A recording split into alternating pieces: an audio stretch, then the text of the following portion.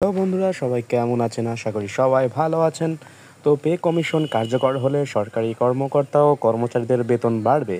তবে প্রত্যেকের বেতন বৃদ্ধির পরিমাণ নির্ভর করবে তাদের বর্তমান বেতন, গ্রেড এবং কমিশনের সুপারিশের ওপর।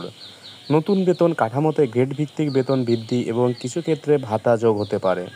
পে কমিশন একটি নতুন বেতন কাঠামো নির্ধারণ করে, যা সরকারি কর্মকর্তা ও কর্মচারীদের বেতন ভাতা নির্ধারণ করে। বর্তমানে সরকারি কর্মচারীরা 2015 সালের পে স্কেল অনুযায়ী বেতন পাচ্ছেন। নতুন পে কমিশন গঠনের মূল উদ্দেশ্য হল ক্রমবর্ধমান মূল্যস্ফীতির কারণে জীবনযাত্রার ব্যয় বৃদ্ধি পাওয়ায় সরকারি কর্মচারীদের বেতন ভাতা বৃদ্ধি করা। পে কমিশনের সুপারিশে বেতন বৃদ্ধির হার গ্রেড অনুসারে ভিন্ন হতে পারে। কিছু ক্ষেত্রে গ্রেড ভিত্তিক বেতন বৃদ্ধির পাশাপাশি কিছু ক্ষেত্রে ভাতা যোগ হতে পারে। উদাহরণস্বরূপ, জনপ্রশাসন মন্ত্রণালয় থেকে পেনশন সুবিধা প্রতি 1 টাকায় 300 টাকা এবং অনুতোষিক 80% থেকে বাড়িয়ে 100% করার প্রস্তাব করা হয়েছে, যা পে কমিশন সুপারিশ করবে।